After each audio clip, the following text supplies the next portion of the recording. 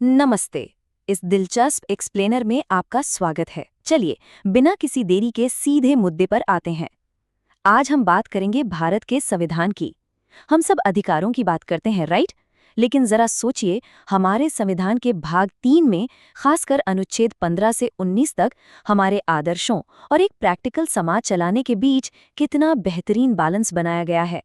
आज हम इसी शानदार संवैधानिक संतुलन को डिकोड करेंगे, वो भी एकदम आसान भाषा में। तो इस विश्लेषण को शुरू करने से पहले एक बड़ा सवाल, क्या हमारे संवैधानिक अधिकार सच में एब्सोल्यूट या पूर्ण है? मतलब क्या हमें कुछ भी करने की पूरी आज़ादी है? ये सवाल हमें उस टेंशन को समझने पर मजबूर करता है जो पूरी आज़ादी और एक सही ढंग से चलने वाले लोकतंत्र के बीच हमेशा होती है। एक तरफ है पूरी आज़ादी का विचार और दूसरी तरफ एक ऐसा समाज चलाने की जिम्मेदारी जहां हर किसी के अधिकार सुरक्षित हों। चीज़ों को साफ और स्पष्ट रखने के लिए हम इस एक्सप्लेनर को 5 हिस्सों में बांटेंगे। पहला, समानता का वादा। दूसरा, अपवाद और ऐतिहासिक न्याय। तीसरा, सच्ची सामाजिक गरिमा सुनिश्चित करना। चौथा, 6 लोकतांत्रिक स्वतंत्रताएं। और अंत में 5वां, स्वतंत्रता की सीमाएं। तो चलिए, सबसे पहले बात करते हैं हमारे पहले पिलर की, समानता का वादा और भेदभाव रहित आदर्श। समानता के इस वादे को समझने के लिए अनुच्छेद 15 और 16 देखना बहुत जरूरी है। सबसे पहली बात, राज्य द्वारा भेदभाव के खिलाफ ये सुरक्षा कवच खास तौर पर सिर्फ भारतीय नागरिकों के लिए हैं। यहाँ कुछ आधार बिल्कुल साफ कर दिए गए हैं। राज्य किसी के साथ भी सार्वजनिक जगहों या नौकरी के मामलों में सिर्फ धर्म, मूलवंश, जाति, लिंग या जन्मस्थान के आधार पर कोई भेदभाव नहीं कर सकता। और हाँ, जब बात अनुच्छेद 16 यानी सरकारी नौकरी की आती है, तो इस लिस्ट में वंश और निवास स्थान भी जुड़ जाते हैं। सीधा सा मतलब ये है कि सरकार नौकरियां बांटते वक्त इन पैमानों पर किसी के साथ कोई पक्षपात नहीं कर सकती। और ये समानता सिर्फ कागजों तक सीमित नहीं है। हमारा संविधान इसे रोजमर्रा की जगहों पर भी लागू करता है। अनुच्छेद 15(2) साफ कहता है कि राज्य के फंड से चलने वाली या आम जनता के लिए बनी किसी भी दुकान, रेस्टोरेंट, होटल, कुएं या सड़क तक हर किसी की समान पहुंच होगी। ये कोई छोटी बात नहीं है, बल्कि हमारे समाज के काम करने के तरीके में एक बहुत ही बड़ा और प्रैक्टिकल बदलाव है। अब बढ़ते हैं दूसरे हिस्से की तरफ, अपवाद और ऐतिहासिक न्याय, यानी असमानताओं को दूर करने की वास्तविकता। देखिए, समानता का मतलब सबको एक ही तराजू में तोलना नहीं होता। इसका मतलब उन लोगों को सहारा देना भी है जो ऐतिहासिक कारणों से पीछे छूट गए हैं। इसलिए संविधान में कुछ खास अपवाद भी हैं। अगर हम आरक्षण के विकास पर नजर डालें तो 1951 के पहले संशोधन से सामाजिक और शैक्षणिक रूप से पिछड़े वर्गों और अनुसूचित जातियों तथा जनजातियों के लिए इसकी शुरुआत हुई। फिर समय के साथ बदलाव आए। 2005 के 93वें संशोधन ने इसे प्राइवेट एजुकेशनल इंस्टीट्यूशंस तक बढ़ाया और फिर 2019 में 130वें संशोधन के जरिए आर्थिक रूप से कमजोर वर्गों यानी EWS को भी इसमें शामिल कर लिया गया। न्यायपालिका के कुछ हालिया घटनाक्रम भी बड़े दिलचस्प हैं। जैसे 2024 में SC और ST के उपवर्गीकरण यानी सब क्लासिफिकेशन पर सुप्रीम कोर्ट का फैसला, ताकि फायदों का समान बंटवारा हो सके।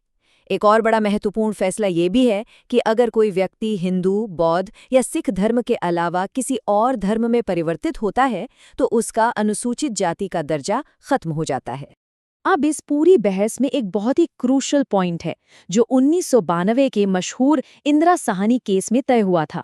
वो ये है कि कुल आरक्षण की एक संवैधानिक सीमा है जो इस 50% के आंकड़े को पार नहीं करनी चाहिए। कोर्ट ने ये बैलेंस इसलिए बनाया ताकि सबको मौका भी मिले और अवसर की समानता का जो मूल सिद्धांत है वो भी बरकरार रहे। इसी ढांचे में एक नया पहलू भी जुड़ा। 103वें संविधान संशोधन ने शिक्षा और सरकारी नौकरियों में आर्थिक रूप से कमजोर वर्गों यानी EWS के लिए एक अलग अधिकतम सीमा तय की। ये 10% का रिजर्वेशन उस 50% की लिमिट से बिल्कुल अलग है। ये उन लोगों के लिए है जो आर्थिक रूप से पीछे हैं, जो दिखाता है कि हमारा संविधान अब आर्थिक नुकसान को भी गंभीरता से ले रहा है। चलिए, तीसरे पिलर पर आते हैं, सच्ची सामाजिक गरिमा सुनिश्चित करना, यानी अस्पृश्यता और उपाधियों का अंत। अनुच्छेद 17 और 18 का सीधा सा मकसद है समाज में ऊंच नीच पैदा करने वाली प्रथाओं को जड़ से खत्म करना। एक सच्चे लोकतंत्र में हर इंसान को सम्मान से जीने का हक है ना? दिलचस्प बात यह है कि संविधान में कहीं भी अस्पृश्यता या छुआछूत शब्द की कोई परिभाषा नहीं लिखी है। इसके बजाय ये उस खास ऐतिहासिक प्रथा को गैर कानूनी मानता है जिसने समाज के कुछ वर्गों को हमेशा किनारे रखा। मतलब ये किसी बीमारी के कारण अलग रहने की बात नहीं है, बल्कि उस क्रूर व्यवस्था पर सीधा प्रहार है जिसने इंसानों के बीच अमानवीय दीवारें खड़ी कर दी थीं। अब बात करते हैं अनुच्छेद 18 की, जो उपाधियों को खत्म करता है। 1992 के बालाजी राघवन मामले से ये साफ हो गया कि सरकार समाज सेवा के लिए भारत रत्न या पद्मश्री जैसे राष्ट्रीय पुरस्कार तो दे सकती है, लेकिन एक बहुत बड़ी शर्त है। इन पुरस्कारों को कभी भी अपने नाम के आगे या पीछे किसी शाही उपाधि की तरह इस्तेमाल नहीं किया जा सकता। राज्य आपको सम्मानित जरूर कर सकता है, लेकिन किसी को भी दूसरों से ऊपर का दर्जा देने वाली कोई वीआईपी उपाधि नहीं दे सकता। आगे बढ़ते हुए हमारा चौथा हिस्सा, 6 लोकतांत्रिक स्वतंत्रताएं। ये अनुच्छेद 19 का सबसे मूल हिस्सा है। अनुच्छेद 19 सच में हम नागरिकों के लिए आज़ादी की नींव है। इसमें 6 मुख्य स्वतंत्रताएं दी गई हैं। हम अपनी बात रख सकते हैं, बिना हथियारों के शांति से इकट्ठा हो सकते हैं, संगठन बना सकते हैं और कोई भी कामयाब व्यापार कर सकते हैं। यहाँ एक और मज़ेदार बात नोटिस करने वाली है। पूरे देश में आज़ादी से घूमने का अधिकार और कहीं भी बसने का अधिकार, ये दोनों आपस में जुड़े हुए हैं। जाहिर है आप वहाँ बस ही नहीं सकते जहाँ आप जा नहीं सकते। अब भाषण और अभिव्यक्ति यानी फ्री स्पीच का दायरा कितना बड़ा है, ये जानना बहुत ही इंटरेस्टिंग है।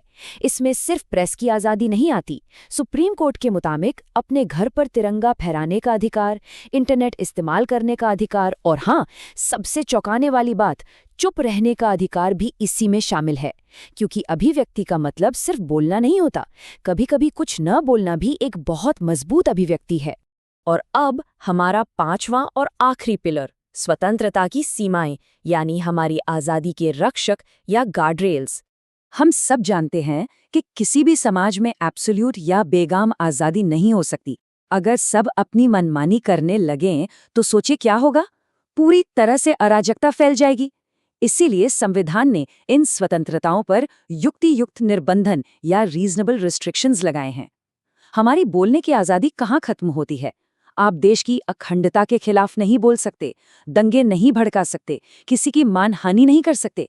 और हेट स्पीच, वो तो संवैधानिक सुरक्षा से पूरी तरह बाहर है। हमारी आज़ादी वहाँ खत्म हो जाती है जहाँ से दूसरों के सम्मान और देश की सुरक्षा को खतरा शुरू होता है। और सिर्फ बोलने की आज़ादी ही नहीं, बाकी अधिकारों पर भी ऐसे ही गार्डरेल्स लगे हैं। उदाहरण के लिए, अनुशासन बनाए रखने के लिए सेना और पुलिस के लोग ट्रेड यूनियन नहीं बना सकते। आप ये नहीं कह सकते कि मुझे डॉक्टर बनना है अगर आपके पास डिग्री ही नहीं है। सरकार उसके लिए टेक्निकल क्वालिफिकेशन मांग सकती है। और कुछ संवेदनशील आदिवासी इलाकों में वहाँ के लोगों की संस्कृति बचाने के लिए आम नागरिकों के घूमने या बसने पर रोक भी लगाई जा सकती है। इससे ये साबित होता है कि व्यक्तिगत अधिकारों को हमेशा बड़े जनहित के तराजू पर तौला जाता है। इस इतिहास को समेटते हुए एक और अहम बात, क्या आपको पता है कि शुरू में अनुच्छेद 19 में 7 स्वतंत्रताएं थी? जी हाँ, लेकिन 1978 में 44वें संशोधन के जरिए संपत्ति के अधिकार को मौलिक अधिकारों से हटा दिया गया। अब ये सिर्फ एक कानूनी अधिकार है। ये बदलाव हमें बताता है कि हमारा संविधान कोई पत्थर की लकीर नहीं है। ये समय की जरूरत और समाज के विकास के साथ खुद को ढालना जानता है। तो इन सारी बारीकियों को समझने के बाद हम एक बहुत ही गहरे सवाल पर आ जाते हैं। ये पर्सनल आज़ादी और कलेक्टिव रूल्स के बीच की जो लगातार खींचतान है, ये हमारी रोजमर्रा की जिंदगी को कैसे आकार देती है? जब भी हम अपने अधिकारों की बात करें तो हमें उन सीमाओं और उस संतुलन को भी याद रखना चाहिए जो हम सबको एक साथ जोड़े रखता है। सोचिएगा इस बारे में।